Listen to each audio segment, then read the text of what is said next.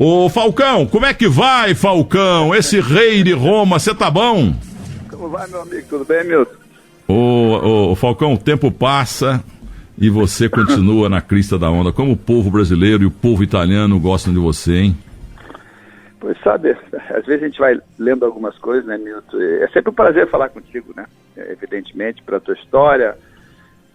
Eu acho que as coisas têm que ser sempre refrescadas na memória das pessoas. Essa história que tu criou de onde anda o personagem, onde anda o jogador, onde anda o treinador. Isso é muito bom, porque nós vivemos num país que não tem muita memória das coisas, né? Isso é muito bom. Então, eu acho que muita gente confunde, né, uma derrota com fracasso, né? Então, uma vitória com sucesso. As coisas vão mudando, vão acontecendo, a gente vai aprendendo, observando, mas seguramente as coisas modificaram muito, né? Dos anos 70 para cá, em termos de futebol, né?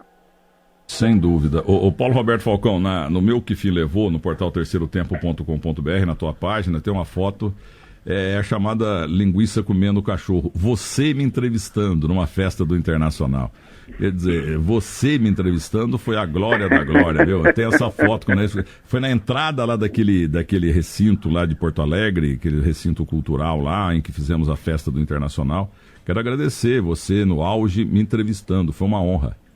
E depois também teve outro momento que a gente falou, com a festa aqui do Bosco, que fazia uma festa, trazia os grandes personagens do Brasil para cá, e foi legal. Eu sempre gostei de fazer entrevista. Eu comecei a fazer isso na Itália, quando eu estava jogando ainda. Tinha um programa lá que o diretor perguntou para mim: você quer fazer um programa? Eu quero, desde que seja pouco futebol. Porque eu me lembro, Milton, quando eu cheguei na Itália, nos anos 80, que o Ancelotti, hoje treinador do Napoli, treinou Real Madrid, enfim, ele cantava a música do Benno de Paula, aquele "Ei, meu amigo Charlie", e aquela música, tanto tempo que eu não se escutava mais no Brasil. E eu ainda na minha cabeça lembrava da música Champanhe do Benno de Capri.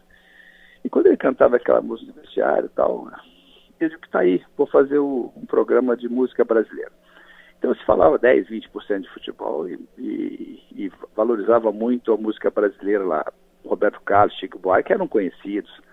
Então eu colocava no programa, sei lá, meio programa em cima de um jovem que estava começando aqui no Brasil. Eu lembro do Djavan, por exemplo. Estava começando nos anos 80 e poucos. E aí isso fez com que eu comecei a gostar de entrevistar. E depois trabalhei em outras televisões, rádios. Gosto muito disso. Gosto das entrevistas em que se fala de outras coisas, não só daquela função do entrevistado, né? E foi muito prazeroso aquela vez falar contigo, e eu acho que deve ter sido para você, porque surpreendentemente são raras as vezes que o apresentador é entrevistado. Terra da Garoa, se você quiser, vou lhe mostrar. Bahia de Caetano, nossa gente boa. Se você quiser, vou lhe mostrar a lebre mais bonita do Imperial. Se você quiser, vou lhe mostrar meu Rio de Janeiro e o nosso carnaval. Charlie.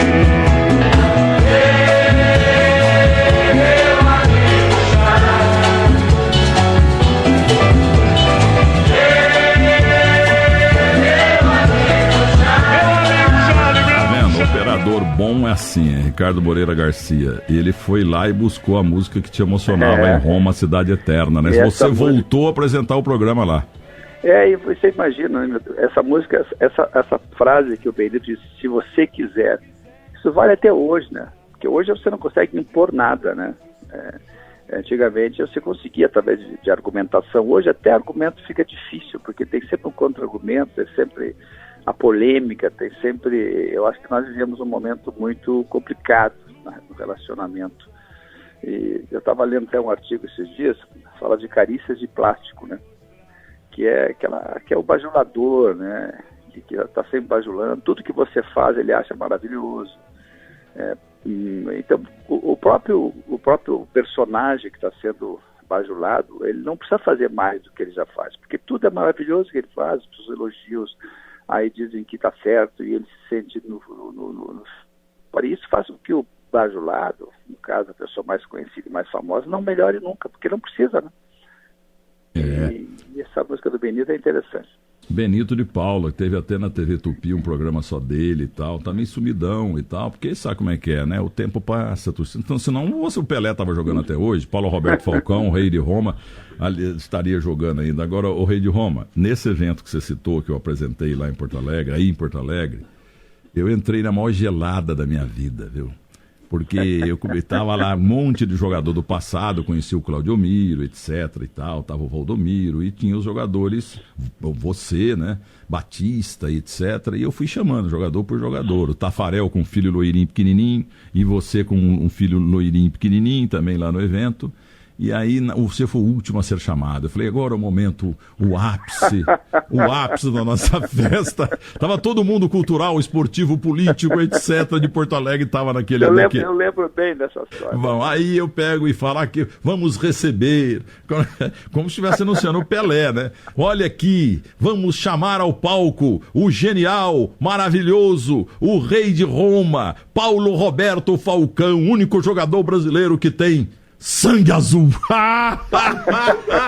Eu levei a maior vaia da minha vida, você lembra?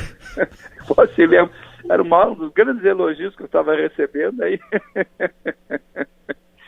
Mas foi legal. Eu nunca vou esquecer isso. E aliás, aquele filho loirinho teu, outro dia eu perguntei pro Tafarel do filho loirinho dele também. Como é que tá? Você tem quantos filhos com a jornalista muito bonita, apresentadora, que hoje brilhou ontem na televisão? Isso, a Cristina Antônia e o Paulinho, que tá morando nos Estados Unidos.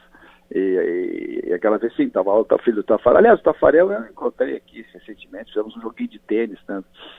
E o cara é grande, né, Milton? Pra dar uma passada no cara na rede é complicado. Foi goleiro, jogador de vôlei, é difícil, vai dar lobby, não dá, porque ele se mexe bem. Então foi complicado o jogo de dupla com o Tafarel. Mas você tem quantos filhos? Quantos filhos você tem? Dois. A Antônia. A menina e o menino. O moleque tem quantos anos? 26. Como faz tempo, hein? Naquele dia lá, ele tinha lá uns 6, 7 anos por aí. E não joga nada, como todo filho de gênio, filho do Ademir da Guia, filho do Pelé, filho do Zico. Por que filho de gênio não joga? Eu acho que tem algumas exceções aí, né? Muito pouco. São poucas, né? Os filhos do Mazinho jogam muita bola, né? E jogam na Espanha, eu acho que um tá no Bayern agora. Mas é raro. A cobrança também é muito maior, né? Quer dizer...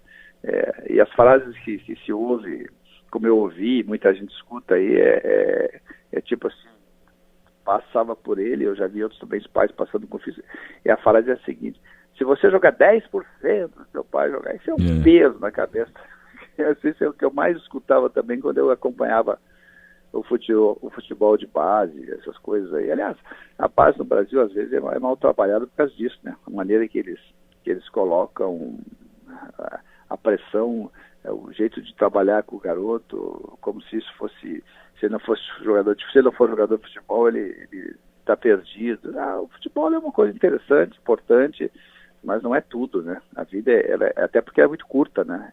Eu no caso, né? Eu comecei com 18 anos, antes, claro, eu tive a seleção de Cannes, que nós ganhamos, depois a seleção olímpica, que foi em 72. Em 73 eu subi a profissional com o Dino Sani, e com 32 eu parei. Quer dizer, você está começando a vida, né? E aí você para de fazer uma coisa que ela é extremamente importante, extremamente dentro do que representa o futebol no Brasil e hoje no mundo, mas ele é um momento da tua vida, você tem que saber disso. Eu sempre soube, Milton, disso. Um dia eu ia começar, mas teria um momento que eu ia ter que parar. Então eu nunca sofri com, eu vou chamar de aposentadoria, né, do jogador, até porque eu fiz uma frase que me ocorreu há muito tempo, dizendo que o jogador de futebol morre 2 vezes, quando ele para de jogar, e depois a morte que todos têm. E é rigorosamente, agora você tem que se preparar para essa morte, que no fundo é uma morte, não, é um recomeço de uma vida que você deixou de fazer como jogador, desde que esse trabalho que você teve como profissional da bola, como atleta profissional, possa te trazer coisas de experiência para você se dar conta que se você já foi um cara importante, você pode continuar sendo em outra atividade, você pode continuar sendo importante para as pessoas que gostam de você, que estão ao seu lado. Você não tem necessidade de viver só rodeados por bajuladores, né? Porque isso passa. Quem bajula o Milton hoje, Mas quando o Milton se aposentar, para o interior, ficar lá, eles já vão bajular outros. Por quê? Porque esses não são os amigos, as pessoas. E eu sempre disse, quando perguntado, por exemplo, só do Neymar e tal, como é que eu faria? Eu digo, eu não sei como é que eu faria. A gente, cada um, mas eu sempre tive uma coisa muito, muito precisa comigo. Quando eu comecei a jogar futebol, Milton, que aí começa a aparecer elogios, tudo que você faz está certo, e muitas vezes está errado, né? Mas as pessoas... Puxa-saco aparece sempre, né? Que hoje é chamado demais, de parça. Demais. Eu sempre pensei uma coisa, olha, eu vou procurar pessoas para que eu possa me relacionar, ter amizades aqui em Porto Alegre, né? E que não dependam do meu guarda-chuva de sucesso, que não tem que andar no meu guarda-chuva, não. Eu vou precisar mais dele do que eles de mim. Porque essas são as pessoas que te dizem as verdades. Eu conto sempre uma história, Milton, que quando num domingo, eu fui expulso no jogo em Bento Gonçalves, num jogo contra o Esportivo, e que começou o jogo, o jogador marcava, ele ia, e era uma loucura, ele estava perdendo 1-0 e não tinha como, de repente eu consegui fugir dele e arranquei. Quando eu arranquei pro gol, ele caiu, agarrou minha perna, e eu puxava a perna e ele não soltava. Eu me virei e chutei, e já fui saindo, né? Sabia que ia ser expulso. Aí, no outro dia eu me apresentava à seleção brasileira na segunda-feira. Aí eu fui lá, tomei meu banho, quando eu fui pro ônibus, sentei e tal, já estava o preparador físico lá, o Reinaldo Salomão. Aí um silêncio, no ônibus, eu olhei e falei assim, fiz uma bobagem, né, Salomão? Eu disse assim, não, fiz uma grande bobagem. Normalmente o bajulador diria o quê, Milton? Não, o cara segurou o pé mesmo, tá certo. Eu tentava ter pessoas que pudessem me elogiar, se fosse o caso, mas também me criticar quando eu estivesse errado. Eu também tive, guardadas as proporções, mas eu tive muito canalha do lado, puxando o saco e tal, aproveitador, pessoa ruim, mas só que esses enganadores têm fim, entendeu? Eles acabam sumindo das gôndolas da vida, seja qual profissão do cara. O sujeito simplesmente desaparece merecidamente. Agora, sobre essa frase brilhante que você fez, eu recebi, e você, en passant, falou também a respeito desse trabalho envolvendo a memória do futebol brasileiro que eu faço no rádio, no jornal, na televisão faz tanto tempo, porque é uma gratidão, viu, Falcão? Porque eu não tinha nada na vida. Quem me tirou do buraco foi o futebol, e sem nunca ter chutado uma bola. O Pio, ponta esquerda, com certeza você enfrentou. Sim, ele, claro. O Pio da Ferroviária de Araraquara, do Palmeiras, do Santa Cruz, ele mandou uma placa que está na entrada do meu escritório, do lado do Sicredi, que nasceu aí no teu Rio Grande do Sul também, escrito assim: enquanto Milton Neves viver, nós ex-jogadores não morreremos. Quer dizer, isso aí, eu já ganhei tudo quanto é prêmio possível, mas esse foi o maior, viu, Falcão? Eu acho sim. Por isso que eu falei no início da nossa conversa, que refrescar a memória do torcedor, das pessoas que gostam de futebol, até das pessoas que não são muito ligadas ao futebol, né? Tem tantos jogadores, tanto sucesso, jogadores que fizeram e que estão aí, que ninguém lembra, mas que quando você passa, mas esse jogador aqui, aí começa a contar a história dele, aí que as pessoas conseguem entender e voltar um pouquinho no tempo. Mas se não tiver quem lembre, fica difícil, né? Porque as coisas passam, outros jogadores vêm, a vida é um trem que vai passando por cima de todas as coisas, a gente tem que, nesse momento, dar uma brecada no trem, né? E reconhecer, e evidentemente não significa viver do passado, mas trazer o passado para o presente, porque ele é fundamental até para que os próprios jogadores, esses que vocês lembram aí, que tu lembra nos seus programas em relação a isso, possam se sentir prestigiados, porque não é fácil, né? As pessoas, quando passam tanto tempo fazendo sucesso, de repente param de fazer sucesso. Se você não se prepara para isso, e não é um preparo muito simples, né? Eu, por exemplo, eu faço 19 anos que eu faço análise, tá? Então eu consigo entender um pouquinho mais as coisas que funcionam, mas eu sei como é difícil, eu sei, às vezes eu estou olhando um jogo, Milton, e tem uma situação assim, eu me coloco naquele momento. É raro isso, né? Mas não é que eu fique pensando, se eu estivesse lá, o que estaria fazendo. Mas tem algumas coisas no futebol dentro do campo que me irritam, e essa irritação faz com que eu pense, porque o cara não fez assim, o assado. Mas ao mesmo tempo eu penso, ele não fez porque ele não teve alcance de entender para fazer.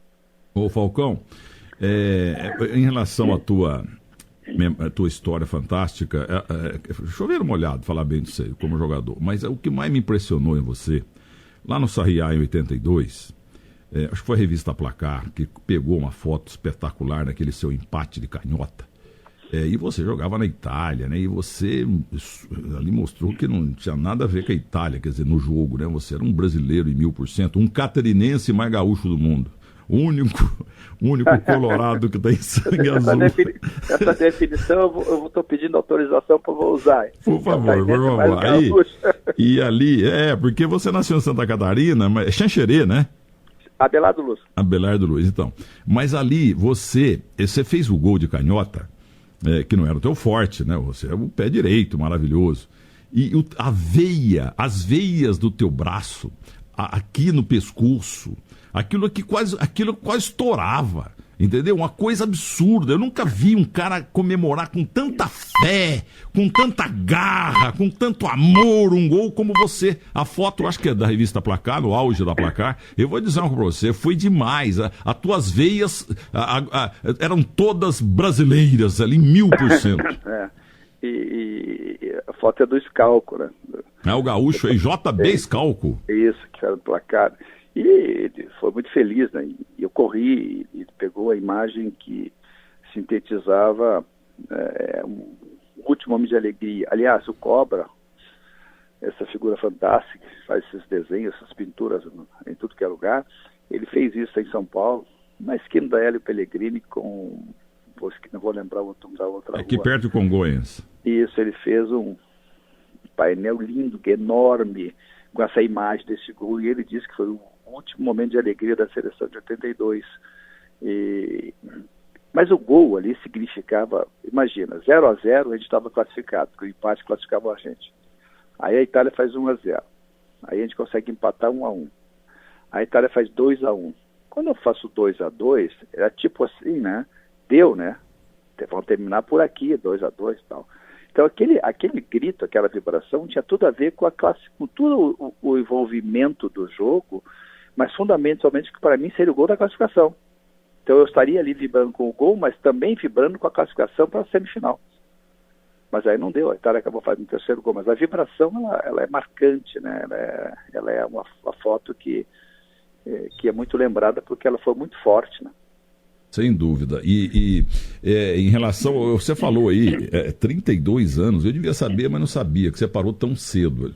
Aí é o seguinte, eu fico pensando comigo, o Denilson, que driblava demais, fazia um gol por ano, até nos treinos. Era bom de bater lateral, bom de bater corne, o Denilson, mas gol mesmo. Mas ele levava muita porrada. Tanto é que, muita gente não sabe, ele manca até hoje numa jogada involuntária do Luiz Henrique, no jogo Betis e Barcelona. Luiz Henrique, que até outro dia era técnico lá da seleção espanhola, ele perdeu uma filha até essa semana.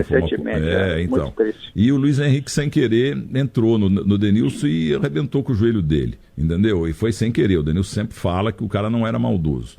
Agora eu pergunto, por que 32 anos só e você é um jogador tão limpo? Você não dava pontapé em ninguém e dificilmente você era tão fino. Você parece que flutuava no campo, porque a tua chuteira não ia, como diz o português, no relvado. No relvado a tua chuteira não batia, você flutuava. Quem é que bateu no teu joelho que você acabou parando tão cedo? Na realidade não foi nenhum problema de joelho, eu parei. Eu acho que eu sempre pensei o seguinte, eu estava começando a montar uma grife de moda e eu dizia o seguinte, se eu vou parar daqui a 1 ano e meio, 2, por que eu não paro agora? Né? E naquela oportunidade a história até incrível, porque depois da Copa de 86, que estranhamente até hoje ninguém explicou, ao Oscar e a mim, porque nós saímos da seleção, no time titular, uma semana da estreia na Copa, em 86. Né? Treinamos 3 meses como titular, uma semana antes o Tele nos tirou. Eu nunca saí disso por quê. Né? E isso também foi uma coisa marcante para mim. Né? Mas depois da Copa, a FIFA sempre fazia um jogo beneficente para as crianças da Unicef, e nós fomos para Los Angeles fazer um jogo. Né? O jogo do Seleção da Europa contra a Seleção do resto do mundo. E lá metade do time da Argentina, que ia ser campeão do mundo, e o Maradona chegou para mim, tu quer jogar no Nápoles? Eu digo, claro. Mas eu pensei que fosse uma conversa de vestiário, né, de jogo. Então. Aí chego no Brasil, tenho bem uma ligação do diretor do Nápoles, e aí se estabeleceu uma conversa, e se estabeleceu um contrato, e eu como podia existir a dúvida se eu estava bem ou não do joelho, porque eu não tinha jogado a Copa, e ficou a dúvida, né, porque as pessoas da Itália me conheciam, vindo a minha qualidade, por que ele não jogou a Copa? Obviamente que as pessoas poderiam pensar que ele tivesse com problema no joelho. Aí eu sugeri ao Napoli o seguinte: vamos fazer um contrato por jogo, que é a segurança que eu posso dar para vocês. Os caras adoraram, né? E eu também, né? Evidente. Eu sabia das minhas condições, tinha sido muito bem operado pelo Jimmy nos Estados Unidos, extraordinariamente bem recuperado pelo Nivaldo Paulo de Campinas, que você também conhece. O Brasil inteiro falou desse tratamento teu em Campinas. Então não tinha, foi operado, foi escolhido na época o melhor médico do mundo, em Columbus, na Geórgia, eu fui com o Nivaldo e vim recuperar na clínica do Nivaldo, e dispensa comentário, tanto o Jimmy como o Nivaldo. E aí só que tinha um problema, o Napoli estava sendo acusado de manipulação de resultado, né? E o Napoli só tinha o Maradona como estrangeiro, então estava escrevendo o segundo, que seria eu. Aí termina o prazo de inscrição e o processo continuou, e o Napoli foi absolvido. E o Napoli chegou na federação: agora eu vou escrever meu segundo estrangeiro, que é o Paulo Roberto Falcão, porque vocês me levaram até agora. Aí ele não foi permitido pela federação, com algumas pressões políticas de alguns times e tal. Então não foi possível a minha inscrição para jogar aquele campeonato. E o Napoli foi campeão italiano só com o Maradona, não porque só um estrangeiro. Então aí eu acabei desistindo. Depois também tive uma proposta naquele mesmo período no Châtel Chamax, que é um time na Suíça. Mas digo, não, vou parar por aqui, vou fazer outra coisa. E a minha cabeça estava bem já orientado para fazer outras coisas. E acabei depois fui para trabalhar na RAI, na televisão, e logo depois resolvi fazer televisão e comecei depois parei para treinar a seleção do Treinador Internacional para o Japão. Aí comecei minha vida como treinador. Ô Falcão, já que você falou tanto e bem de 82, ouça o que o Guardiola falou para a ESPN a respeito da seleção do Tele. Y no hay cosa más bonita que una generación de futbolistas que jugaron al fútbol como ese Brasil del 82 puedan decir cosas buenas de una persona o de los equipos que él ha entrenado. El fútbol es emoción, fútbol no es números, fútbol no son los títulos, fútbol no es lo que genera durante 90 minutos a la gente que ve ese partido. Y ese Brasil del 82 quedó eliminada por Italia porque el fútbol tiene esas cosas, porque Italia es una gran selección. Esa selección fue la más maravillosa que ha habido.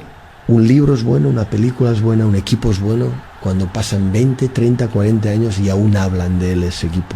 Y de ese equipo aún hablan. Y si hablan es porque genera emoción. Tá vendo?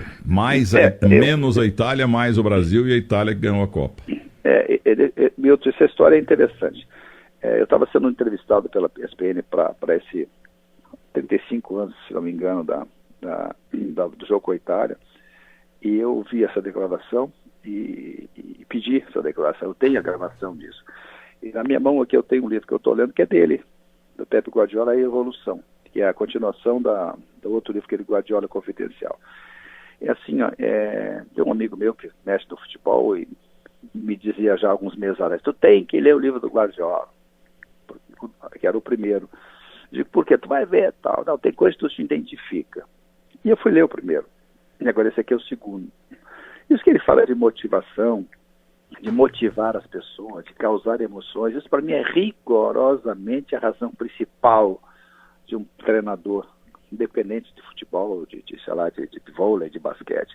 Então, quando eu estou sentado aqui olhando, quando eu olhava a seleção brasileira do Bernardinho, ou do Zé no feminino, do vôlei, ou do Oscar no basquete, para mim isso me emociona. Quer dizer, quando eu vejo coisas lindas, bem feitas, tá?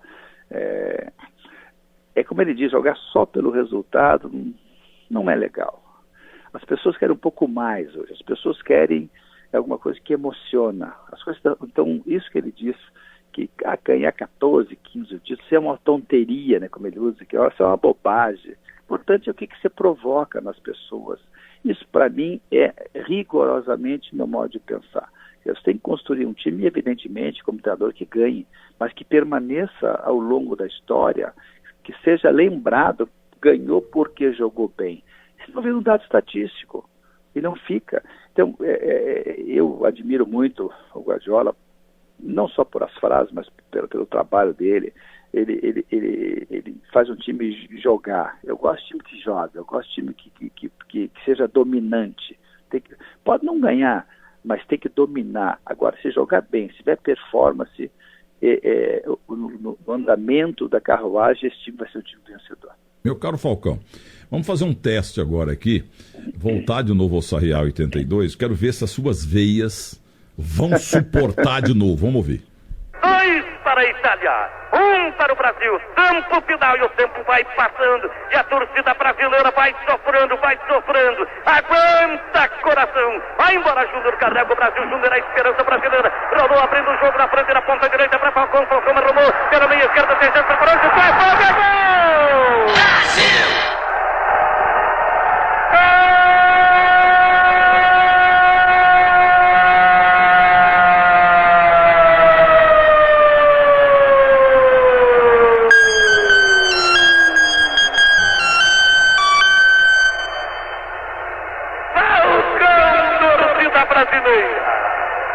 Gente cantando, gente rindo, o Brasil se abraçando, num esticão de braços da América do Sul até a Espanha, numa felicidade que as palavras não traduzem. Falcão, ele que é o rei da Itália jogando bola, faz um gol de empate para o Brasil, que pode eliminar a Itália e que pode significar a classificação brasileira para as semifinais da Copa da Espanha 82. Que festa, que alegria, que emoção! Canta Brasil! Samba Brasil! O tempo passa, 24 minutos de jogo, etapa final. Falcão, Falcão, Falcão número 15. 2 para o Brasil, 2 para a Itália, Zanfa. Faz a jogada O Zanfa, o João Zanforlin, que trabalhava aqui na Rádio Bandeirantes, e o Fiore Gilhote lá do Celta dizendo para você, muito obrigado, Falcão. Você se emocionou aí, suas veias aguentaram? Olha, deixa eu te dizer, nós estamos falando de uma situação de mais de 37 anos atrás, né? 82, se não me falha a matemática, sim. Isso emociona até hoje, né? Agora, quando começou a narração, quando ele estava narrando, eu estava lembrando da situação do jogo e do lance. Isso já arrepia, né? Porque isso emocionou. Essa seleção emocionou, né? Aquela seleção que as pessoas jogam juntos, aquelas pessoas... E eu digo sempre que esse gol, esse chute de pé esquerdo, eu não tinha tanta força assim. Nem com o direito, né? Mas eu disse que o Brasil chutou comigo aquela bola.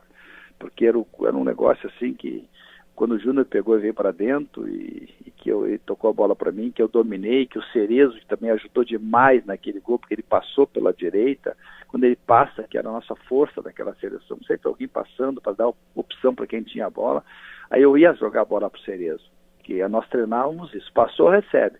Só que quando eu abri e virei para jogar, os 3 zagueiros da Itália que estavam na minha frente acompanharam o Cerezo. Aí eu trouxe a bola para dentro e chutei, que abriu o espaço. Então é um gol que foi tão importante, tanto é que o Fiore diz isso, o gol da classificação para a semifinal. Então essa é uma seleção que emocionava, como o Guardiola disse. Assim como o Barcelona do Guardiola emocionava, o City do Guardiola emociona. A gente pode lembrar de outros times aí, mas a emoção ela tem que estar no trabalho do profissional, porque senão vale pouco. Precisamos mandar para o Guardiola aquele gol no saudoso Ortiz, uruguaio, que está no céu, Atlético Mineiro Internacional no Beira-Rio, Falcão, Escurinho, que está no céu também, e o Dario. Ele precisava ver aquele gol, né? Aquele gol foi um dos mais antológicos do futebol também. Foi, mas o Dario diria o seguinte, quando ele deu aquele passe, que a bola saiu de uma falta do Figueroa, ele levantou a bola para o Dario deu aquela chapada, o Dario nunca na vida ele fez aquilo, ele disse, quando ele deu aquele tapa, ele vai sair coisa boa, e nós também, deve sair coisa boa, porque o Dario era um jogador de força, tal, mas ele foi muito feliz naquele passe. É interessante, aquela jogada era uma jogada que a gente treinava, não com o Dario participando, mas era uma jogada que... E o Escurinho era imbatível na cabeça, né? Esse era um negócio assim... pipocos como o Escurinho, Leivinha, cabeceava muito, mas o Escurinho era um negócio... Luiz Carlos Machado, eu entrevistei o Claudião outro dia, que te adora, todo mundo gosta de você, né? O Claudião, ele sabe o nome de todos os jogadores do Inter durante uns 10 anos e uns 5 anos, os nomes completos dos jogadores do Grêmio. O Claudião ficou louco, ele sabe o nome inteiro dos caras, pô. É impressionante isso do Cláudio. Mas é que essa bola treinava, quando eu pegava a bola e passava do meio campo com a bola, eu olhava pro escuro. E o escuro fazia menção de entrar para dentro da área e saía. Aí eu levantava essa bola na cabeça dele em parábola, por que parábola? Ela tinha que fazer uma curva para dar tempo de eu chegar, senão eu não conseguia chegar se eu batesse a bola mais forte. E ele preparava e eu estava batendo. E a gente era tão xingado nos treinos, porque a gente insistia demais com isso e não dava certo, porque o outro time já sabia que nós íamos fazer isso. Mas nós queríamos criar o hábito, né? E aí acabou acontecendo uma coisa parecida no jogo contra o Atlético, naquele momento em que já estava aos 46 do segundo tempo, que deu a condição de ir para a final. E o coitado Ortiz quase pegou, ele pegou na orelha da bola ali. Agora... se eu pego bem, eu acho que bate no peito, eu já cheguei meio cansado, na ponta do pé e tal, né? E pega bem, talvez batesse nele. O Falcão, o André Natan Nussbacher, tá lembrando, outro dia eu botei no Instagram, talvez você tenha visto aí, que você tirou milhões de fotos na tua vida, mas tem uma foto que tiraram em Londres, o Internacional fazendo uma excursão, tá o Lula, ponta esquerda, tá o Caçapava, e o Claudião, e Paulo Roberto Falcão, e o Ringo Starr, o baterista dos Beatles, olhando para vocês na calçada. E vocês todos com calça boca de sino. Mas a tua calça era a boca do sino maior do mundo, entendeu? Você não chegou. Eu vou depois. Você tem essa foto? Como é que foi o encontro do Beatle Ringo Starr com vocês? Como é que foi aquilo? Olha, o Cláudio, eu até liguei pro Cláudio, de Cláudio, cara, eu não lembro disso. Foi um hotel, não sei o quê, mas era o Ringo. Ele disse assim, acho que não sei. O Ringo Starr, sim. Ele não me... Eu digo, bom, aí eu brinquei com ele, então ele estava nos olhando, dando risada, nos admirando em vez da gente admirar. Porque os Beatles, para mim, mas os Beatles, para mim, eles são uma música antes e uma música depois dos Beatles, na minha avaliação, né? Esses caras eram extraordinários, né? E depois, inclusive, com a seleção brasileira, jogando, acho que na Hungria, eu acabei conhecendo a Yoko, que era a mulher do John Lennon. E o John Lennon tinha morrido e tal, e é um amigo meu brincando, por que não disparar aquela que demoliu com a história dos Beatles? Você vou dizer o quê, cara? Nem sei se isso é verdade, se não é lenda e tal, porque se dizia, né, que quando ela entrou, ela casou, que os Beatles começaram a ter dificuldade. Foi ela que atrapalhou mesmo. E aí eu digo, eu vou perguntar, não tem intimidade. Mas enfim, estava aliás, aquele que aparece na direita, que eu falei pro Cláudio, não é o Caçapava, é o Tadeu Bauru. Tadeu Bauru, me corrigiram. Era o Tadeu, enfim. Mas a boca de sino era a última moda. Não, mas a tua boca de sino era muito grande. Eu tive boca de sino também. Numa das minhas duas calças lá nos anos 60, eu tinha uma boca de sino. Agora, ô Falcão, não tem ninguém escutando mesmo? Então, vamos acabar com uma lenda. Eu falo muito aqui do Rancho Silvestre, eu falo muito aqui do Terras Altas, que é um resort espetacular em Tapicerica da Serra, e nos anos 70... era muito comum na literatura esportiva a citação do resort Rancho Silvestre do Embu. Os times ficavam muito lá, inclusive a seleção brasileira. Hoje o grande resort realmente é o Terras Altas. Mas aí, conta, porque não tinha jornalista lá, mas vazou, que o Cláudio Coutinho desenhou lá no quadro, no quadro negro, hoje é quadro branco, olha, vamos jogar assim, falou, e perguntou, algum de vocês queria fazer alguma coisa? Aí que você se levantou e falou, eu quero. Você foi lá, pegou a esponja, pagou tudo, falou, tá tudo errado. Que aí depois ele te cortou da Copa de 78 na Argentina. Foi uma das grandes pisadas de bola em todas as convocações da seleção brasileira, você não ter ido pra Argentina em 78. Você apagou mesmo tudo que ele escreveu? É verdade isso ou é lenda mais uma do futebol? Não, essa é a primeira vez que eu escuto essa história. Jamais faria isso, né? Não faria hoje, imagina naquela época da ditadura, né, meu? Não, na realidade eu não... E foi uma pena. Não, mas por que cargas d'água? O cara não levou você pra Copa, cara. A situação vou te contar a história rapidamente, até porque como ele não está mais aqui até para dizer o contrário, mas eu vou te contar o que aconteceu. A seleção brasileira foi convocada, nós treinamos em Embu, o Brandão era o treinador em Embu. Aí ficamos 20 dias treinando, início de temporada, fomos jogar com a Colômbia lá. Aí empatamos o jogo tal, e jogamos lá. Foi no jogo do Marinho Chagas e do Vladimir, né? Que ele botou o Vladimir, né? E eu me lembro que eu estava no quarto com o Caçapava, e do lado do quarto era o Brandão. Ele bateu na nossa porta e entrou correndo e assim, eu vou tirar o lateral de vocês. Mas nós nem temos lateral, chefe, o que é isso? Não, aí ele vou tirar esse Marinho, que você quer atacar, não sei o que, botava.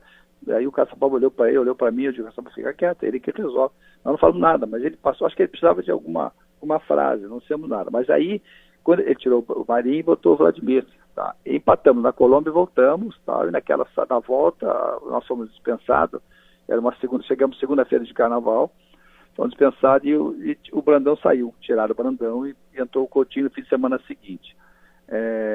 Aí fez uma nova convocação, o Coutinho, que era treinador do Flamengo na época, e aí para mim se configurou a grande injustiça, das grandes justiças do futebol brasileiro, muito maior que a minha. Júnior e Carlos Alberto Torres. Minelli. O Minelli, tinha que ser o Minelli, desculpa. Esse era mesmo. Campeão brasileiro 7-5, campeão brasileiro com o Corinthians 7-6, campeão brasileiro 7-7 com o São Paulo, 3 anos seguidos, gente. E a Copa 78 ele não vai. Isso sim é injustiça. Ele não era carioca, né? Na realidade, o Rio de Janeiro mandava muito no futebol brasileiro naquele momento, né? Era Rio e pouco São Paulo, os dois. Rio de Janeiro, Porto Alegre e Belo Horizonte, no caso Minas e Rio Grande do Sul, não eram muito considerados. Então tinha muito essa pressão Rio-São Paulo, muito mais Rio, evidentemente. Que a CBF, no caso a CBD, era lá. Bom, mas aí, enfim, aí eu ia apresentar num dia, eu apresentei um dia depois, que me deu uma faringite, e eu liguei, avisei que eu ia chegar 2 dias depois, cheguei, me apresentei, a apresentação foi em São Januário, Campo do Vasco. Quando eu chego na seleção, para apresentar na consideração, a primeira pessoa foi o capitão. Aí eu entrei, mas não estou bem, e ele fez uma frase para mim, entre em forma, depois eu falo contigo, tá bem? Aí ele falou, jogar e tal, e aí eu não teve um jogo, um treino no outro dia, depois teve um jogo de semana com o combinado Vasco e Fluminense, eu acho, depois teve um jogo de volta com a Colômbia, e eu não fiquei nem no banco. Meu Deus, e ele alegou que, o Vladimir me contou outro dia, no próprio terceiro tempo da Band, domingo passado, que ele foi colocado pelo Brandão de lateral esquerdo no lugar do Marinho Chagas, porque a Colômbia tinha um ponta muito arisco, muito artilheiro, muito corredor e tal, e que ele tinha que marcar o cara. Agora eu atropelei você para falar Júnior e Carlos Alberto Torres, porque eu estava lá na minha cidadezinha em Muzambinho, que é do lado de Alfenas. O Cláudio Coutinho foi anunciado, ele estava em Alfenas com o amistoso da Alfenense com o Flamengo. E ele não levou o Júnior para a Copa do Mundo da Argentina, quer dizer, o Júnior jogador dele, que ele conhecia, o Júnior maravilhoso, levou o Rodrigues Neto, que morreu outro dia, e levou o Edinho de improvisado, lateral esquerdo, não levou o grande Júnior. E o Carlos Alberto Torres estava em grande fase, o Carlos Alberto participou só de uma mísera Copa do Mundo, entendeu? E ele não convocou o Carlos Alberto também. Na direita ele jogou, inclusive com 2 laterais, né, o Zé Maria e o Toninho, quase que na ponta. Toninho Baiano. Colocou depois o Edinho lá na lateral esquerda, enfim. Mas ele falou pra você, entra em forma e se apresenta. Aí eu não me colocou nem no banco contra o jogo da Colômbia, e o Zico foi expulso. E aí eu estou entrando no vestiário, a imprensa vem, o Coutinho acabou de escalar no jogo contra o Paraguai em Assunção, nós ficamos muito mal acomodados, os jogadores que não ficaram no banco, tivemos um tratamento péssimo, ficamos num lugar que não dá para ver o jogo direito, no meio de todo mundo, sem condições de ter um lugar mais adequado para falar do jogo e tal. E eu digo, olha, eu não estou entendendo por que eu estou sendo escalado, porque até ele falou que ia falar comigo para saber as minhas condições, e também porque eu acho que os jogadores têm que jogar, são os que estavam no banco, são as primeiras opções, né? Então eu defendi os companheiros que estavam no banco, acho que era o Pintinho, não lembro do outro. Enfim, aí no outro dia de manhã ele veio falar comigo, e aí tivemos uma conversa um pouquinho mais dura, e aí depois nunca mais fui chamado. Mas em 78, 79 eu ganhei a bola de ouro do placar, e é um negócio interessante, bola de ouro que a placar dava para o melhor jogador do campeonato, eu ganhei em 78 e 79, e em 76 eu só não ganhei porque eu joguei um jogo a menos, que o regulamento permitia. Então eu estava num momento, Milton, extraordinário, tá? E a Copa era aqui do lado, na Argentina, enfim. Não, toda vez que a gente fala de injustiças, como o Dunga, que não levou também o Neymar, que era muito novo, em 2010, fazendo o mesmo erro de 78 do Menotti, que outro dia reconheceu a pisada de bola, não levou o Maradona, em 78 cortou o Maradona porque era novo demais. Grandes convocações que não aconteceram, a turma, o Falcão 78 em primeiro lugar, uma das grandes sacanagens. Agora vamos voltar à Itália. Ouça isso aqui.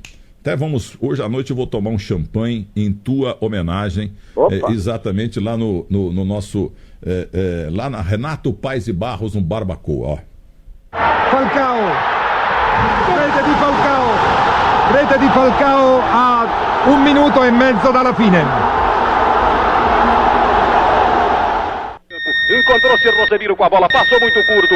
Rosemiro figura falha, ficou aberto o flanco na retaguarda palmeirense. A bola é solta na ponta canhota. Mário Sérgio domina. Na frente a Cláudio Mineiro, encheu o pé, passou. Subiu o Polazzi, cabeceou na primeira, vai subir. Valdomiro afasta, bola tocada pela direita. Para o gol! Falcão outra vez! Gol!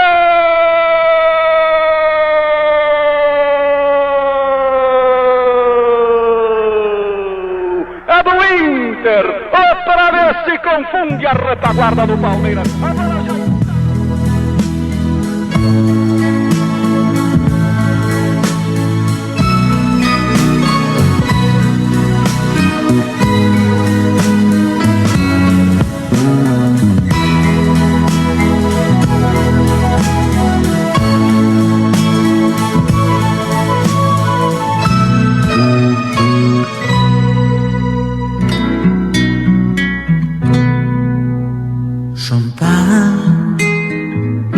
Per brindare a un incontro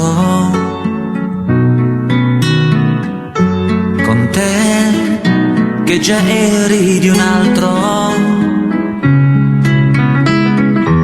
Ricordi, c'era stato un invito.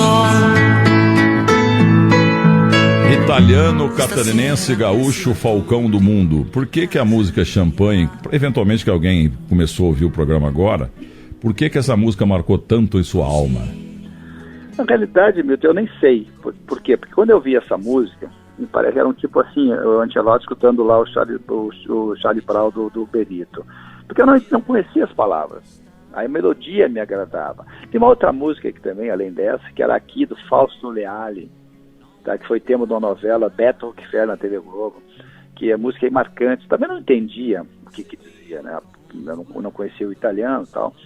Mas sempre foi uma música que me marcou. Champanhe aqui, tem várias, né? Mas essa Champanhe é a principal. Assim como certamente o Ancelotti não conseguia entender as palavras da música do Charlie Brown. Então, enfim, a Itália, você lembra bem, champanhe é a bebida para fazer grandes brindes, né? Sem dúvida. Champanhe francês até que não é ruim, mas o Sidra Cerezera está numa fase, meus amigos lá da Humberto Cerezera, aqui lá da gloriosa querida Jundiaí. Mas viu, a gente colocou antes um gol narrado por Flávio Araújo, que marcou época, maravilhoso, vive em São José dos Campos hoje, e Palmeiras Internacional.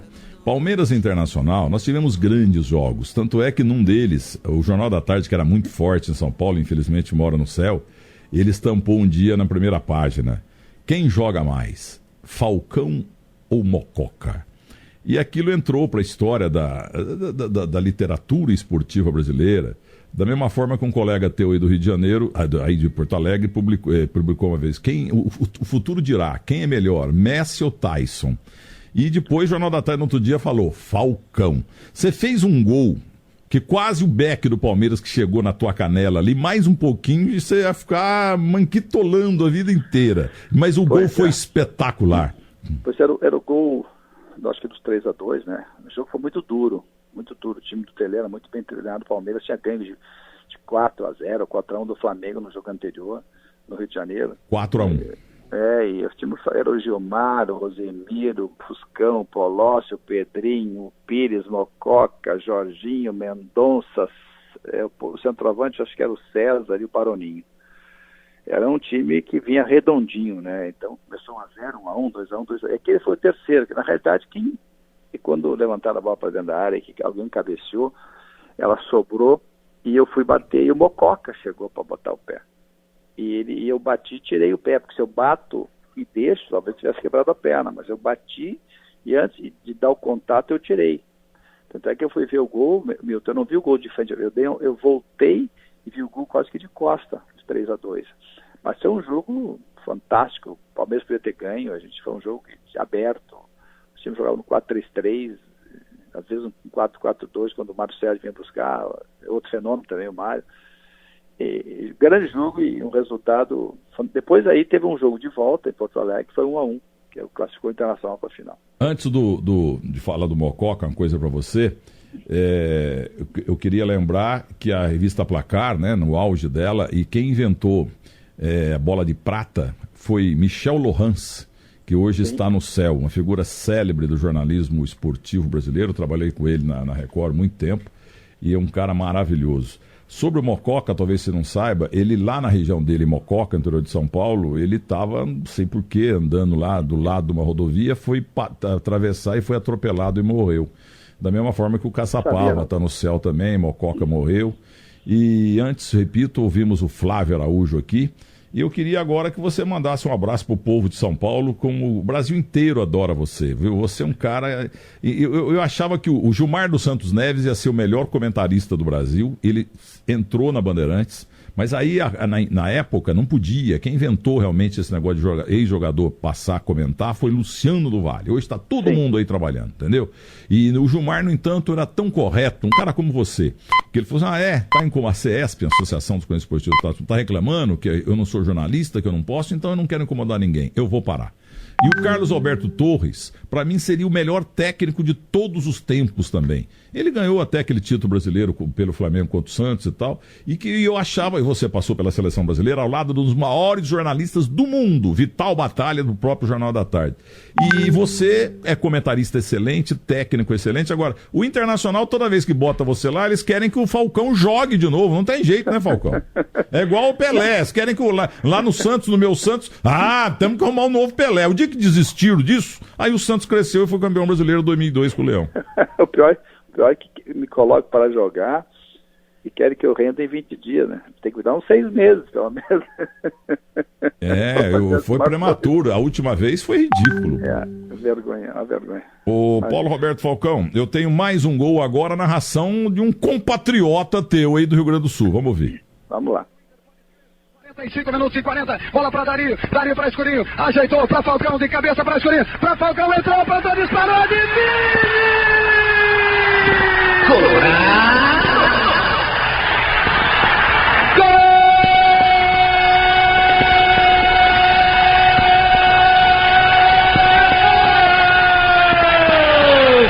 Gol do Internacional!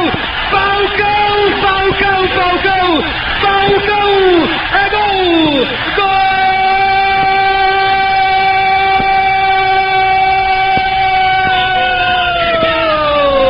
Aos 45 minutos e 50 segundos, Falcão, o gol do desabafo, o gol do sufoco, o filho da Dona Zízia acreditou, estufou os cordéis da Cidadela de Ortiz, estamos na Libertadores da América, o Inter já é vice de 76, rumo para o bicampeonato, Falcão, 2 para o Internacional. Estufou os cordéis da Cidadela do Atlético do Haroldo de Souza, porque a bola foi pererecando ali, porque o Ortiz, com aquele lenço na cabeça, parecendo um tupamaro, ele pegou, mas pegou pelo rabo, a bola acabou entrando. Mas o Armando Nogueira escreveu na época, um gol desse, o goleiro não podia, uma jogada daquela tinha que terminar em gol, o goleiro não tinha direito de defender.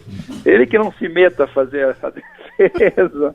A narração muito boa do Haroldo, ela sintetizava também momentos de um jogo duro, estava 1-1, estava se preparando para ir para o tempo suplementar, e aí teve esse gol aos 40, o Haroldo foi preciso, 45-50, tinha dito 46, mas aí depois terminou o jogo, então só foi a final.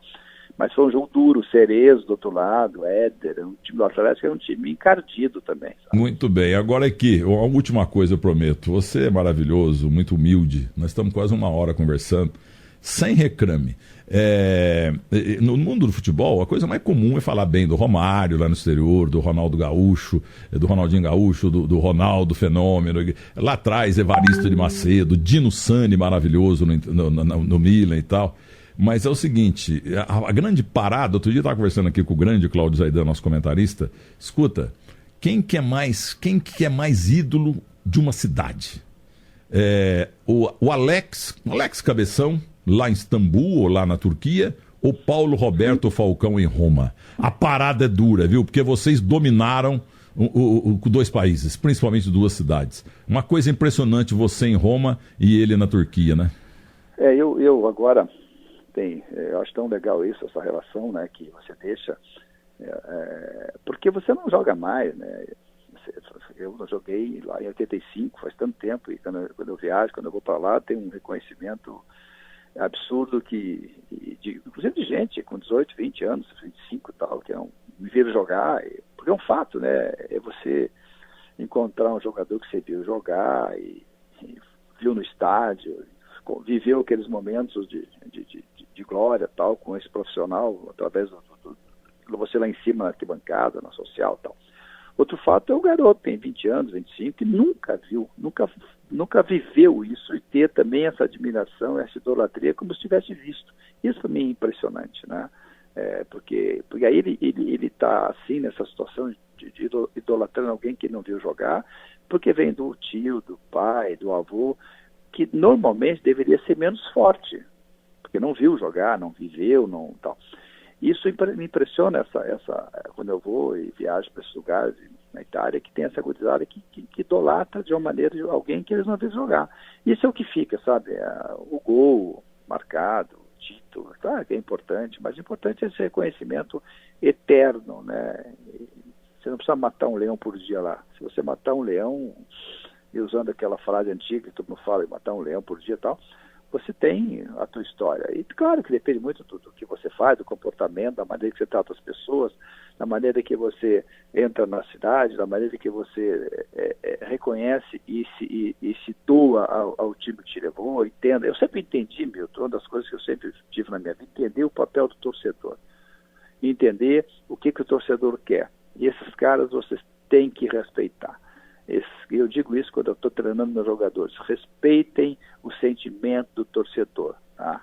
Porque eles sofrem, eles não ganham nada vindo aqui no estádio. O prazer, vocês têm que dar prazer para eles, vocês têm que dar alegria para eles. Isso significa o quê? Não significa ter que jogar bem, não. Você tem que entrar e dar o máximo que você pode fisicamente. Tecnicamente você pode estar num dia ruim, mas o torcedor vai entender. Então eu valorizo demais essa relação do torcedor com o jogador de futebol. 2 para a Itália, 1 para o Brasil. Tempo final e o tempo vai passando. E a torcida brasileira vai sofrendo. Aguenta coração. Vai embora Júnior, carrega o Brasil. Júnior, a esperança brasileira. Rolou abrindo o jogo na frente, na ponta direita para Falcão. Falcão arrumou pela meia esquerda. Tem chance para o Brasil. Vai, gol!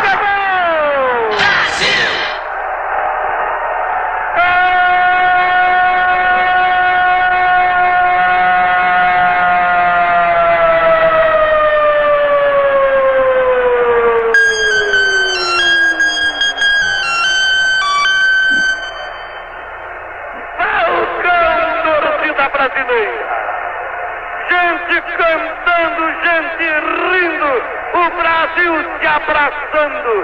Num esticão de braços da América do Sul até a Espanha, numa felicidade que as palavras não traduzem.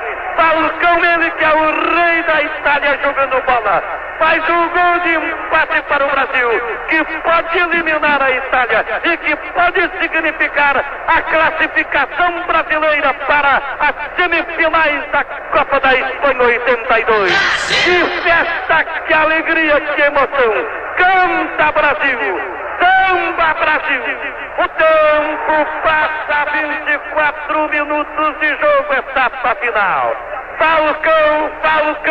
Falcão número 15. 2 para o Brasil, 2 para a Itália avança. E o filho do Fiore Gilhote, o Marcos Pazini, fala que está chorando aqui ouvindo o pai, e você também. E queria que você falasse, até nós conversando com o treinador, Paulo Roberto Falcão, e treinador dos Bão. O que você ia falando que eu te interrompi, por favor? Eu vi o seguinte, a frase, né, quando ele diz assim, isso tem que ter muito talento na hora da emoção, na hora que você fala o que vem do coração, quer dizer, a felicidade que as palavras não traduzem, né? Isso não é preparado, né? Isso vem na hora, né? Vem na qualidade, no talento do Fiore. Por isso que ele era chamado de o locutor poeta. Essa frase é maravilhosa, né? Ô, Falcão, mas você falou no 15, né? Na camisa, ele fala, né? Número 15. Agora, esse é um outro dado interessante. Mas o 15 não é camisa de reserva? Mas olha só, eu estava, na época eu não vinha para cá porque os times não liberavam, então eu não fiz a eliminatória, né? Então, aliás, quem depois ajudou e criou uma jurisprudência para que os jogadores tivessem que ser apresentados fui eu com o Jorge Salgado, quando eu treinei a seleção brasileira. A gente convocava o jogador, mandava a convocação para o clube, mandava para a federação onde o jogador jogava e mandava para a FIFA. E o jogador não vinha, e a gente era criticado. Por que convoca? Sabe que não vai vir. E eu dizia para o Jorge Salgado, que era o diretor de futebol da seleção, vamos fazer isso, que alguém vai tirar vantagem. Alguns anos depois, fez jurisprudência. Então hoje o jogador é obrigado a se apresentar, né? Porque a gente bancou aquela história. Só é obrigado a apresentar, se não me engano, 3 dias antes de amistoso e 5 dias antes do jogo oficial. Assim começou aquela jurisprudência lá. Mas o 15, então, como eu não vinha, o Cerezo era o titular, jogar com a 5. Só que aí é uma grande curiosidade, Milton, que é o seguinte, então se o 15 era reserva, se você vai fazer a lista de convocação e vai escrever, você coloca lá os 11 titulares, que na época era de 1 a 11, né? Não tinha 12, 15, 20, 50, não tinha. Era de 1 a 11 o time titular. Aí se você vai para o time reserva, na inscrição, o goleiro reserva deveria ser o 12, né? O lateral direito, reserva, 13. O zagueiro central e o quadro zagueiro, 14 e 15. O lateral esquerdo, 16. Eu seria um 17 ou um 18. E eu fui o 15.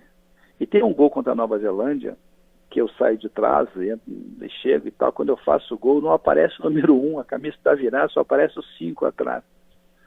Curiosidades. Muito bem. Agora, voltando aqui a 2019, você vai pintar uma exposição sua aí, você que foi recebido também lá na Embaixada do Brasil em Roma e foi técnico do Pelé, você que é um grande treinador, você foi técnico do Pelé, que moral, hein? Nos 50 anos do Pelé em Milano, eu brincava com o jogador, eu estava começando nas seleções, foi em novembro, eu digo, olha, os outros eu não sei quem vai jogar, mas eu só vou escalar o Pelé com a 10. O resto se escala. Prazer, o Pelé é uma figura fantástica, né? É um negócio que a minha admiração pelo Pelé, não só pelo craque que foi, porque isso é fácil, né? Mas pelas posturas que ele tinha na relação com os fãs, né? E na relação com as pessoas que ele... O que é o ídolo? Ele é a projeção, né, de milhões de pessoas, e ele sabia fazer isso de uma maneira extraordinária. Foi o aniversário dele, 50 anos, que fizemos um jogo em Milano, e aí houve lá um jogo festivo, e o Pelé jogou meio tempo e tal, e foi muito legal. Mas o Pelé não era tão bom assim, não. É que a turma exagera um pouco, né? O Falcão também o Falcão não jogava tanto, não. É que a turma exagera. Ô Falcão, mas que história é essa que a Embaixada do Brasil em Roma vai fazer uma homenagem para você? Eles fizeram a Embaixada Brasileira em Roma uma exposição de fotografias e até um filme que eu fiz há 2 anos atrás, que a Roma fez, que era Ked, que é Falcão, que na exposição começou em junho e vai até setembro. São 3 meses à disposição na Embaixada. Agradeço demais a Embaixada, tem fotos da minha história, da Roma, de passagem pelo São Paulo, internacional, enfim, na seleção brasileira. Isso foi muito legal. Aquilo que a gente falou, esse reconhecimento, né, do embaixador, das pessoas que estavam na Embaixada. A Roma ajudou muito nisso. A Roma, aliás, foi fundamental na organização da exposição. E foi muito bom. Ela fica lá a princípio até dia 12 ou 13 de setembro, embora estejam lá devido a muita gente indo, eles estão querendo aumentar para terminar no final de setembro. Esse é Falcão, até um jogador colombiano, Falcão, homenagem a ele. Temos o Falcão do futsal também, do time da Magnus, que joga muita bola ainda, deu uma encerrada aí, mas continua dando show, né? E o Falcão é um nome mundial. o único jogador gaúcho da história do Internacional que tem sangue azul. A filha do Tarso Genro, que foi candidata até deputada, até para presidente, ela olhou para mim assim, feito uma cascavel, sabe? Quando eu falei que eu lembro bem dela, um cabelão loiro grande e tal, mas levei uma vaia sensacional. Você sabe que essas coisas aqui no Rio Grande do Sul, né, você achando que fazendo uma frase maravilhosa. Mas é verdade, o rei de Roma tem que ter sangue azul, pô. Mas nós temos algumas coisas aqui no Rio Grande do Sul que deixam a gente um pouquinho menor, né? Essas rivalidades, assim. Né? Eu acho ao contrário, a rivalidade que mantém esses dois gigantes de pé. Mas eu dizia sempre quando trabalhava em imprensa que aqui se usa muito a gangorra, né? Quer dizer, um tem que estar bem, outro está mal. E eu dizia o seguinte, não, os dois têm que estar bem. Agora os dois estão bem. Exato, um tem que ganhar a Copa do Brasil, outro tem que ganhar o Campeonato Brasileiro. Não serve para o Rio Grande do Sul um bem e um mal. Não serve para Belo Horizonte o Atlético muito bem, o Cruzeiro mal ou vice-versa. Serve os dois bem, porque aí ganha todo mundo. Então, mas eu digo assim, tem coisas, por exemplo, era difícil. Eu, por exemplo, eu sempre tive muito camisa azul, né, para usar com blazer, sempre usei muito camisa azul. Às vezes o pessoal, quando eu estava, isso anos atrás, agora não acontece mais, falando de 10, 15 anos atrás, azul, eu vou jogar meu tênisinho que eu gosto de azul, aí eu passo para um amigo cobrar, mas azul, quer dizer, existem essas coisas. Tanto é que o Manga não quis azulejo no apartamento dele, era para pôr vermelhejo, né? O Manga. Mas é isso, história. Ô Falcão, existem entrevistas e entrevistas. Essa foi a entrevista. Você é genial, um grande cara, um grande ex-jogador, um grande treinador. Aliás, se fosse presidente de um clube aí, eu contratava você ontem. Um grande abraço e Deus te pague, viu? Obrigado, me tem um prazer falar contigo. Eu só gostaria de, se possível, assinar a placa do Pio, estamos junto com ele lá embaixo. Isso, essa placa que você falou do início, pode repetir aí? Enquanto Milton Neves viver, nós, ex-jogadores, não morreremos. Osmar Alberto Volpi, o Pio. E assina embaixo, tá? Aí vai ficar mais honroso ainda. Deus te pague, Falcão. Parabéns aí por tudo que você fez na vida e faz ainda. Programa aí, um grande abraço. Deus te pague.